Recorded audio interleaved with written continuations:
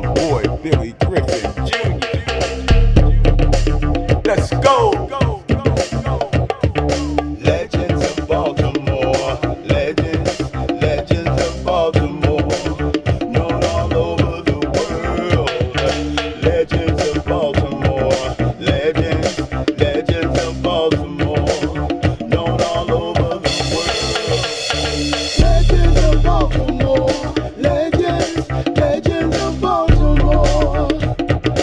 Ooh, legends of Baltimore, legends of Baltimore, known all over the world.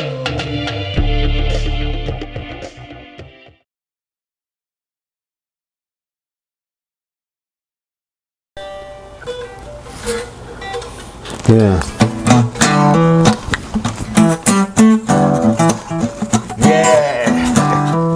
Yeah.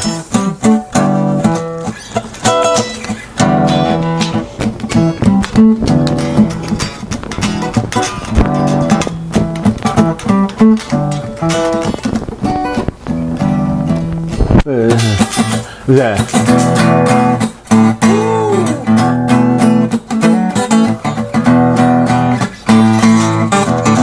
Yeah, that's that couple seconds in that song.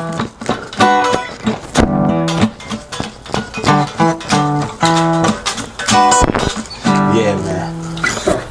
Yeah. Oh, by the way, it used to be known that Skip and I had basically the same style. Yeah. Yeah, it was actually known that we had the basic same style. But so I could never solo. yeah, well, whatever. Whatever.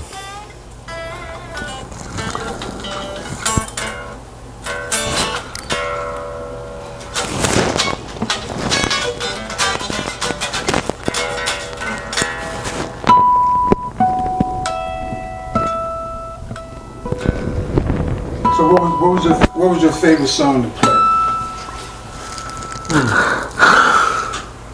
I know you said you like Grand Funk Railroad. You said you like Atlantic stuff. Yeah, but I mean today is, you know, you got stuff like I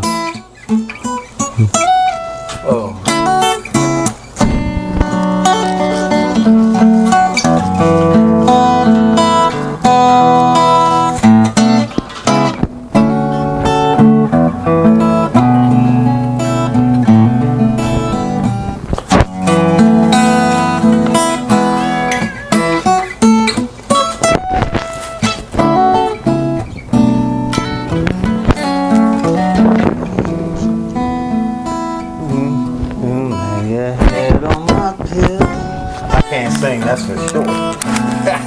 well, you know, that Tony stuff, that's some guitar playing there, boy. Them boys ain't joking. That's Yeah, Jubu. that's Jubu, yeah. And then it was what was what's the guy that died? The one, what's Played his with name? them for a little while. Can't think of his name. You want the brother? Yeah. No, not the. I'm thinking about. The one that just passed away, right? No, I'm thinking about Sweet. What was his name? He Sweet Pea, not Sweet Pea. I can't even think of his name. He's from Alabama. But you said you like Led Zeppelin too, right? Oh yeah. We got that.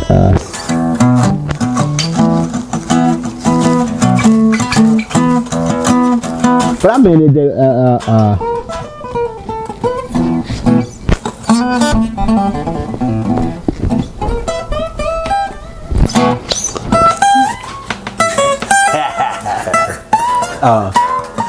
can't play that on this guitar, but you know, and I always like that stuff. I mean, everybody does. Yeah, that was the one. Roundabout. Never under it.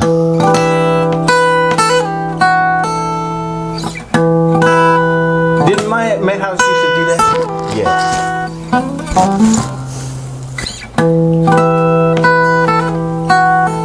Speaking of Madhouse, how did the song Serve and come about?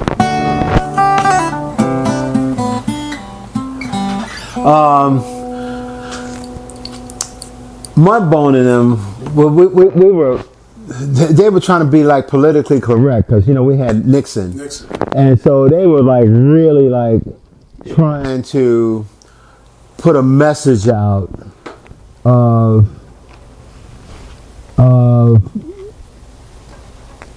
they're supposed to be public servants. They're supposed to be servants, and they're not really serving anybody. And then they talked about all the things that they should do, but they talked about everything that they should do. But the song was being sung back to us, telling us all the things that they're not going to do. Yeah. So them boys had Mudbone, and they had that. Him, Bunky, and Razor, Ricky Evans, Leroy McKee. Well, Neil Sims was our sax player for a while. He was our sax player too. Yeah, man, Neil. How did you get him in Madhouse? I don't know that story. That band started out as 23rd Century. Okay, so there was a guy named Harold Porter. He was related to Ricky Evans, which was a trumpet player. So Harold Porter was a sax player. So they had a band called 23rd Century. So by me living in Turner Station, so did Harold Porter. So they needed a guitar player. So he heard that I play guitar, and he said, well, why don't you come on up and see what you can do with these guys? And 23rd Century, we got it together for a little while because we had Razor, Mudbone, and all them in the group. But it got to the point, guys was so lazy about showing up to rehearsals. These were some of these guys. Some of the times that these guys they'd rather hang out with their girls or hang out with girls all the time instead of like trying to focus on making some money here. Because we had it pretty much locked down. So then 23rd Century kind of fell off, and then that's when Madhouse came in, because when they start they called Bunky and even Kenny Tapp, the drummer. Kenny Tapp was not the original drummer. I didn't know that. Yeah, they had a guy out of Sparrows Point. I can't think of his name right now, but he was the drummer, and I've always been funny about drummers, so I'm not gonna get into that. But I'm funny about drummers. Drummers gotta have a vibe that we didn't get till later on. Like Kenny Tapp, Bunky taught Kenny Tapp how to play drums at 12 years old, and that's how he got to be our drummer. Cause he said he wanted to mold somebody that way we can have who we want instead of having somebody to come in there with a bunch of ideas. So. Yeah. But that was that was the eventful times. I'm telling you, it was like if your mind couldn't be occupied during that time with that stuff, you just had a brain in your head. Cause I used to be in high school, focusing on when we gonna get back to rehearsal and get these tunes together. Yeah, it was, and people were making it like you say, Mudbone and Razor. They went to George Clinton. I mean, music industry. I mean, they were springboards. The bands here were springboards to bigger things. To everywhere. Yep. And it seemed like people. Now, when you were talking about what's the difference between DC and Baltimore, okay. There would be a lot of artists who come through here and grab us, but there also be some artists that grab them DC guys. And then when some of those DC guys, when they needed to have, when they said, well, we need another guy, and it would come back to Baltimore, it was like be up and down the road, because that's what I've seen the most of. So, I mean, I'm kind of glad that we all got a chance to do stuff, because I'm telling you, I was the worst guy in the world. I was jealous as I don't know what, because I wanted to do this stuff, I wanted to know how to do it. I didn't know anybody, so, and I'm being honest about it. I was jealous as I don't know what. I was jealous of them. Them boys was, they were bad, and I wanted to be with them. So it was funny because we were like the pop group. We were like, not pop, but, we were funky, but Madhouse was like P-Funk, and we were... Oh yeah. We were like the Ohio players. Oh yeah, y'all boys was nasty, boy. y'all was nasty. I'm telling you, y'all. Band wars. Huh? Band wars. Back in the day, band wars. Well, they did have a lot of battle of the band things, but you know what though? I'm gonna tell you something. I can honestly sit here and tell you that I don't know who ever won Battle of Bands. Really? I'll be honest with you. All them bands were so bad. Yeah. I mean, you had Sound Experience. Yeah, man. You had Man's Theory. Man's Theory was Now were they more DC? Well, no, they were actually because Stevie Carter, Michael Okay, Taylor, Stevie Carter, yeah. Ricky Polavon was here, Chuck Gentry was here. Okay, so were they all Riggs Avenue guys too? Yeah, pretty much. Riggs Avenue. See, yeah, Riggs Avenue. See, anybody near Riggs Avenue, yeah, Mr. Rob. you're gonna get spanked. Well, when you're a musician, them boys wasn't playing around, Jack. Yeah, man. You had oh my God, Freddie. Yeah. Freddie Williams, Tommy Coochie. What's the boy? It lived right across the street from Mr. Rob, guitar player. Oh my goodness. I can't think of his name. Anthony Mark. Anthony, yeah, right, yeah, Anthony, yeah. Man, Ronnie Abrams, that's right, yeah, Alan Thomas. Ronnie Abrams still play very good to this day. He still play good. Alan Thomas, and then it was a guy that was playing classical. And what's the boy that was playing with that passed away? You talking about Spider? No, not Spider. You know who I'm talking about, though, right? I heard the name. I don't really know him. His name, his given name was Lloyd somebody, but he used to play with Winfield Parker back in the day. Oh, that boy was nasty. Oh, you talking about playing classical stuff, playing all that Chet Atkins stuff? Wasn't nobody messing with him. Back then, music was huge in the schools. Oh yeah. Yeah, man. I mean, every school bands were like 100 people strong and stuff like that. So music was real powerful. What do you think about music in the school today? Well, they don't. It's too much politics in that music for school because they don't. A lot of the music teachers want you to stay patriotic. Play all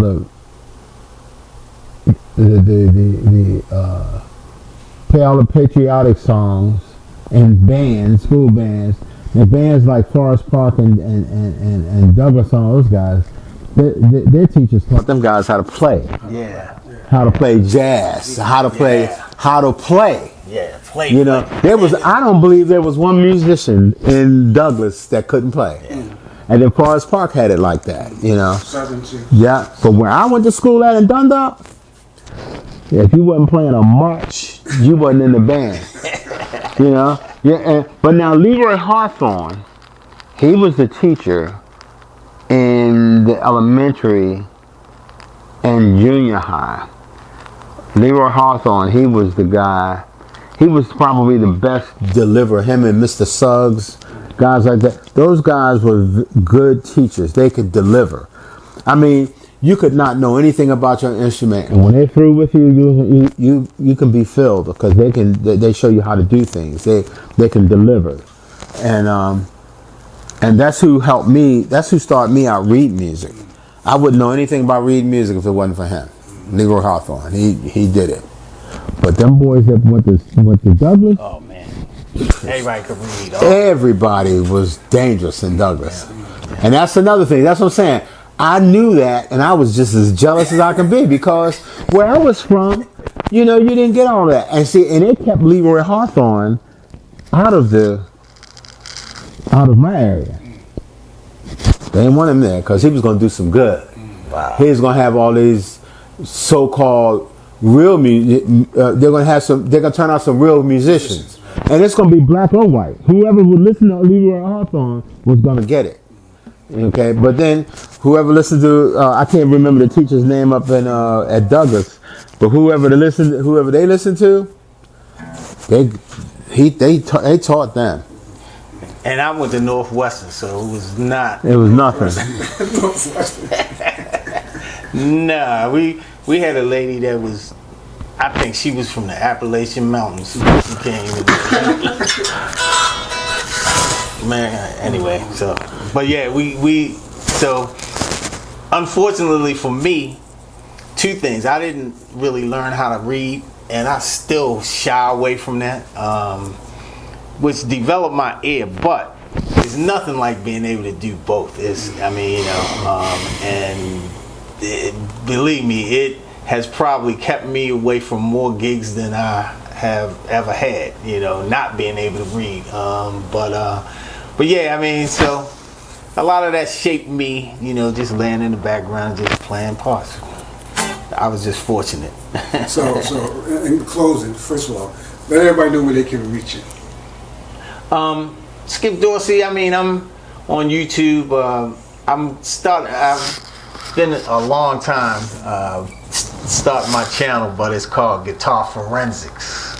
And that's a play on word, guitar 4 and 6, forensics, 6-string guitar, 4-string bass. I mean, basses are, I know a guy plays 7-string bass now, but yeah, Guitar Forensic and Skip Dorsey at Mac.com.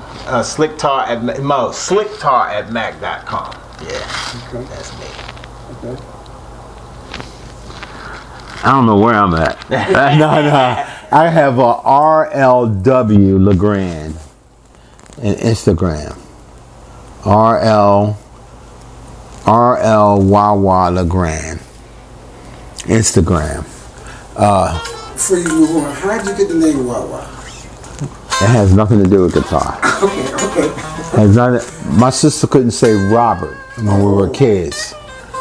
She would just call me WaWa, and my parents named me WaWa. Wow. It has nothing to do with guitar. Every time somebody introduced me on stage, well, we have Robert LeGrange, the guitar player, but we call him WaWa. You can't say we call him because we don't. That's my name, okay? A lot of people think it's just, okay, it is a nickname, but it has nothing to do with guitar. It has nothing to do with it. WaWa is my name just like Robert is, but one's government and one I took on my own. Okay. So. I've always known you as WaWa. Yeah, right, and I always contribute that to you being a guitar player. But you telling me I learn something new every day. And my father was a guitar player, but that still didn't have nothing to do with it. I didn't know your father. Yeah, my father played guitar, my mother played piano and harmonica. Harmonica, really? My mother played piano and Wow, harmonica. man. So you had a house full of music. Yeah, they be in there breaking bad. 2 o'clock in the morning. Yeah, That's man. nothing in my house. Well, back in the day, that was big though. Our parents would have parties and stuff like that. Oh, yeah. Bring us downstairs. We had to dance for everybody. And you guys probably had to play for everybody. Oh, I did. I was too shy. I played for many card games. Yeah. Pacino, they're playing Pacino, and I'm in the band, a 3-piece band, playing in the basement. I make $75. Oh, man. Oh, yeah. Money from Not me, though. The whole band would make $75. No. Yeah. If I made $75 then, I'd probably be rich if I'd have kept that going. You are rich. Yeah, right. Don't even try. Yeah, whatever. Wow. So, what you get ready? I'm sorry, I cut you off. What's next for WaWa? What's next? Oh, well, I do have some product I'm trying to put out now. Fortunately, 2 days ago, I talked to Kim Waters, and he called me and he says, look, I want to do this for you. He says, I really want to put this stuff out for you. And he says, so send me the stuff, and I'm going to proofread it, and I'm going to try to, if anything needs to be rearranged, he said, I'll do that and send it back to you. And he said, I want to put it out for you. That's what I can do for you. So, I mean, that'd be nice. Because after all, I've helped him out. I'm so busy helping everybody else. I need help now. So, but anyway, Calling the favors, bro. So, play us out, Tony. Play us out. You play some, because I'ma just accompany you, play in the background like I Let me always. see. Let me see. Anything you can make some stuff up. Let me see. Let me see.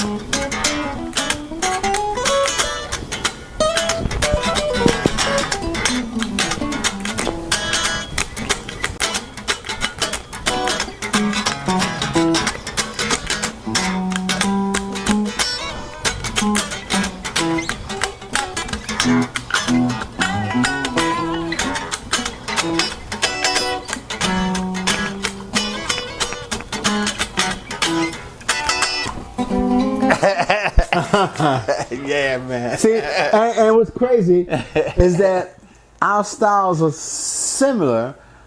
We could hear where each other was going, and we could stay away from each other. Yeah, Like it's always been like that, and it's something that we sort of kind of like discovered ourselves. You know, and said, well, it's almost the same because people back in the day, some people used to say that. And he said, well, Charlie Brown was the guy, though, boy. Charlie Brown was, for him to be a sound man, he paid attention to a lot of stuff, man. Boy. That boy, Charlie Brown was a man. He was a sound man, but he was. Well, whoever was doing sound back then was doing some incredible stuff. 'Cause I used to go to all the shows, Embassy Ballroom, Ambassador Ballroom. Every time Operation Champ came, I was somewhere around there. And Charlie was always on the stage somewhere, wasn't he? Charlie Brown was always on the stage somewhere, you know. Every time I look up, he had a little cowboy hat on, and he just, you know, hey man, I'm Charlie Brown. So this day, sure. Charlie Brown, you know, I got to give a lot of credit to him too, because he was some of the way of my contact of getting around, you know, because I didn't know these guys, but he knew them all, and I just so happened to meet him because he was doing sound for a group called Outburst and Camaros. Remember them? Never heard of it. It was an all-black band playing behind 5 white singers. Okay. Never heard of it. And they needed a guitar player, and I came to audition, and I didn't make the audition because I was nervous. I'd never been to an audition before. I was nervous. And Charlie Brown told me, he says, I'm telling y'all should get this guy because he can play. So Odell was remember Odell? Yep. Okay, so he was your manager, wasn't he? Yep. Okay, so Odell, Charlie Brown told Odell about me, and Odell didn't want nothing to do with me. You know, he said, he can't play nothing like that. So at Mother Lode's, Charlie Brown was trying to tell Odell then. Odell said, all right, let him play. And then he played. And so when I played, that sort of kind of helped me out a lot. You know, so Charlie Brown was a voice. He was a person that, you know, I'm glad I met him, because if I didn't, I mean, I don't, you know, you never know what your channels would have been, but I knew what it was. So I'm sitting here with Skip Dorsey and WaWa LeGrange. WaWa LeGrange. This is Legends of Baltimore. Yeah, man. Thank you, man. Appreciate you. All right. Yeah, talking about them legends of Baltimore, yo. Woo. So many of them. Billy.